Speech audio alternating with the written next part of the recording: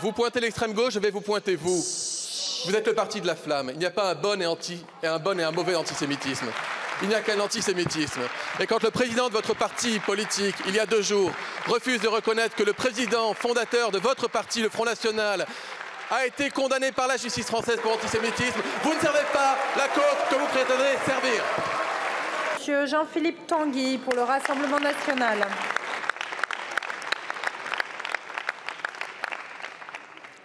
Madame la Première ministre, contre ma volonté, j'ai été le témoin de la plus effroyable défaite de la raison et du plus sauvage triomphe de la brutalité.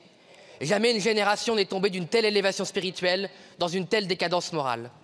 Quand il écrit ces mots, Stefan Zweig a fui la barbarie nazie et un continent submergé par la haine antisémite que les démocraties n'avaient pas su étouffer à temps.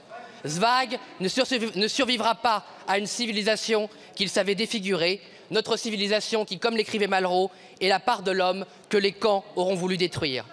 Alors que le peuple israélien a subi les pires atrocités, nous devons constater, hélas, que le soutien indéfectible qu'aurait dû recevoir Israël est meurtri par un effroyable relativisme et une ignoble flambée d'antisémitisme. Pire encore,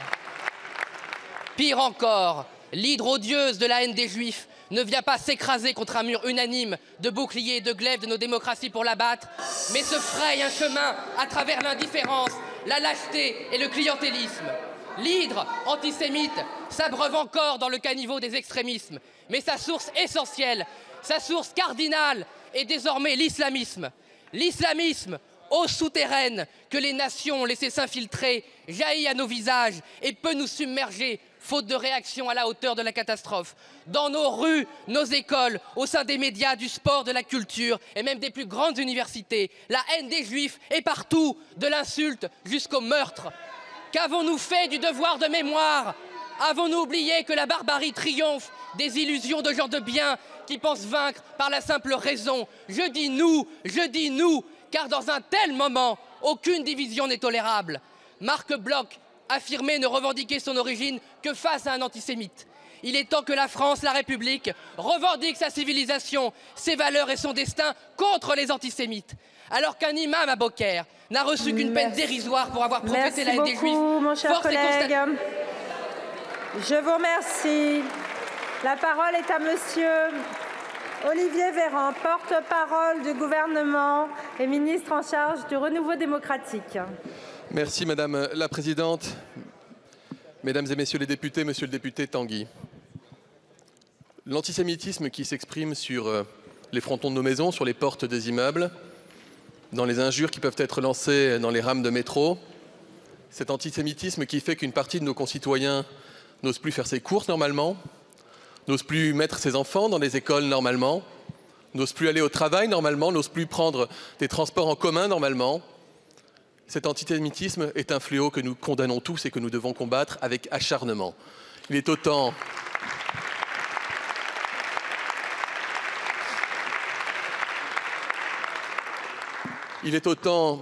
une hérésie temporelle qu'un anachronisme. Cet antisémitisme, il n'est pas né au lendemain du 7 octobre. Il y avait un antisémitisme pernicieux, insidieux, parfois révélé à travers des actes antisémites. Je rappelle que la France déplorait déjà plusieurs centaines d'actes de cette nature chaque année. Cet antisémitisme, il croit désormais, dans l'esprit de certains, qu'il serait légitime à exploser au grand jour, comme légitimé par un conflit israélo-palestinien qui permettrait enfin à ceux qui ont toujours haï les Juifs en secret de pouvoir le faire cette fois-ci à raison et dans la sphère publique. Monsieur le député, nous le combattons cet antisémitisme, tous ici dans cet hémicycle. Monsieur le député, je ne peux imaginer qu'un député de la nation, ne puisse combattre l'antisémitisme. Mais il n'y a pas, monsieur le député, et je le dirai ici sans polémique, il n'y a pas, vous pointez l'extrême gauche, je vais vous pointer vous. Vous êtes le parti de la flamme. Il n'y a pas un bon et un mauvais antisémitisme. Il n'y a qu'un antisémitisme. Et quand le président de votre parti politique, il y a 2 jours, refuse de reconnaître que le président fondateur de votre parti, le Front National, a été condamné par la justice française pour antisémitisme, vous ne servez pas la cause que vous prétendez servir. Alors soyons tous unis, une fois pour toutes, contre l'antisémitisme, sans réserve, dans tous les bords de l'hémicycle. C'est ainsi la grandeur de la France. Merci, monsieur le ministre. Je vous remercie. Chut, un peu de silence, s'il vous plaît. Un peu de silence.